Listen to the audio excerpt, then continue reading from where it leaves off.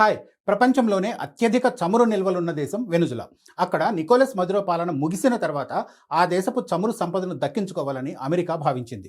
అమెరికాకు చెందిన బహుళజాతి చమురు దిగ్గజాలు వెనుజులాలో భారీగా పెట్టుబడులు పెడతాయని ఆశించింది. అయితే అక్కడ పరిస్థితులు మాత్రం తలకిందులవుతున్నాయి. ఎక్సాన్ మొబిల్, షెవ్రాన్ లాంటి దిగ్గజ కంపెనీలకు వెనుజులాలో తీవ్ర ఆటంకాలు ఎదురవుతున్నాయి. అసలు వెనుజులాలో అమెరికా కంపెనీలు ఎందుకు అడుగు ముందుకు వేయలేకపోతున్నాయి? ట్రంప్ ప్లాన్ ఎక్కడ దెబ్బ కొట్టింది?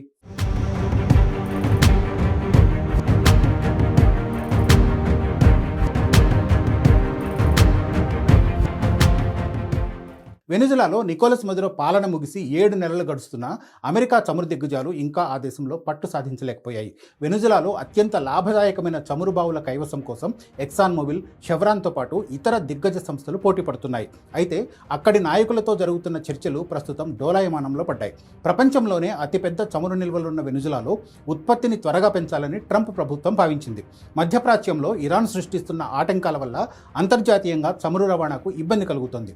దీంతో వెనుజులా చమురు అమెరికాకు ఎంతో కీలకంగా మారింది. అందుకే ట్రంప్ తన రెండో విడత పదవీకాలం ముగిసేలోగా అక్కడ ఉత్పత్తిని వేగవంతం చేయాలని వెనుజులా మధ్యంతర ప్రభుత్వంపై తీవ్ర ఒత్తిడి తెస్తున్నా ఆశించిన స్థాయిలో ఒప్పందాలు ముందుకు సాగడం లేదు. అమెరికా కంపెనీల మధ్య ఉన్న తీవ్ర పోటీ వల్ల ఒప్పందాలు కుదరడం ఆలస్యమవుతుంది. అమెరికాకు చెందిన ప్రధాన చమురు ఉత్పత్తిదారులంతా ఒకే ప్రాంతంలోని లాభదాయకమైన ఆస్తులపై కన్నేశారు. తూర్పు వెనుజులాలోని ఒరినోకో బెల్టు, మొనాగాస్ రాష్ట్రంలోని ప్రధాన ప్రాంతాల కోసం అందరూ పోటీ పడుతున్నారు. తమకు అనుకూలమైన పన్ను నిబంధనలు, చట్టపరమైన సడలింపులు కావాలని డిమాండ్ చేస్తూ ఉన్నారు.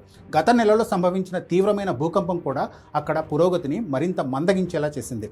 భవిష్యత్తులో రాజకీయ అస్థిరత ఏర్పడితే తమ సుదీర్ఘ పెట్టుబడులు ప్రమాదంలో పడతాయని అమెరికా ఎగ్జిక్యూటివ్లు ఆందోళన చెందుతూ ఉన్నారు. మరోవైపు వెనుజులా జాతీయ చమురు సంస్థ PDVSA కూడా వీరి భయాలను పోగొట్టే పరిస్థితిలో లేదు. 2 దశాబ్దాల క్రితం హ్యూగో చావెజ్ హయాంలో జాతీయం చేసిన ఆస్తులకు సంబంధించి అప్పుల చెల్లింపుల వివాదాలు ఇప్పటికీ పరిష్కారం కాలేదు. గతంలో ఎదురైన చేదు అనుభవాలు అమెరికా దిగ్గజాలను వెంటాడుతూనే ఉన్నాయి. ఈ ఏడాది జనవరిలోనే Exxon Mobil CEO Darren Woods వెనుజులాను పెట్టుబడులకు ఏమాత్రం అనుకూలం కాని దేశంగా అభివర్ణించారు. 2007లో జాతీయం చేయడానికి ముందు ఎక్సాన్ మొబిల్ నిర్వహించిన సెర్రో నెగ్రో ప్రాజెక్టు తీవ్రంగా దెబ్బతింది.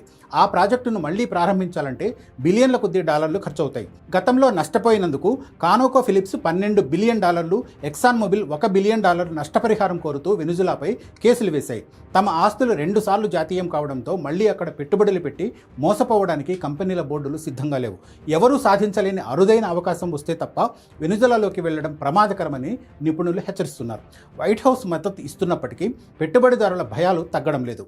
అక్కడే ఉన్న కంపెనీల వ్యూహాలు భిన్నంగా ఉన్నాయి. ప్రస్తుతం వెనుజులాలో క్రియాశీలకంగా ఉన్న ఏకైక అమెరికన్ దిగ్గజ సంస్థ షెవ్రాన్ భారీగా కొత్త $1 బిలియన్ పెట్టుబడులు పెట్టకుండా ఉన్న వనరుల సమర్థవంతమైన వినియోగం ద్వారానే ఉత్పత్తిని రోజుకు దాదాపు 3 లక్షల బ్యారెళ్లకు పెంచగలిగింది. విదేశీ పెట్టుబడుల కోసం మరింత పోటీతత్వంతో కూడిన వాతావరణాన్ని సృష్టించాలని షెవ్రాన్ కోరుతోంది.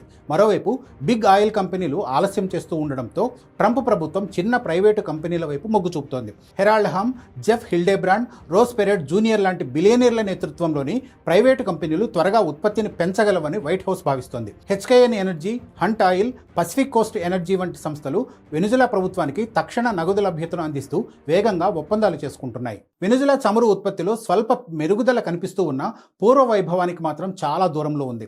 గతేడాది సగటున రోజుకు 9,37,000 బ్యారెళ్లు ఉన్న ఉత్పత్తి ఈ జూన్ నాటికి 10,70,000 బ్యారెళ్లకు చేరుకుందని ఒపెక్ గణాంకాలు చెబుతున్నాయి. అయితే 1998లో వెనుజులా రోజుకు 34 లక్షల బ్యారెళ్ల రికార్డు ఉత్పత్తి సాధించింది.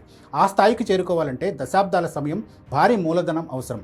ఒరినోకో బెల్టులోని ప్రాజెక్టులు లోతైన సముద్రపు డ్రిల్లింగ్ లాంటివి. వీటిలో భారీగా పెట్టుబడులు పెట్టాలి. దీర్ఘకాలిక ప్రణాళికలు ఉండాలి. ఓపికగా నిరీక్షించాలి.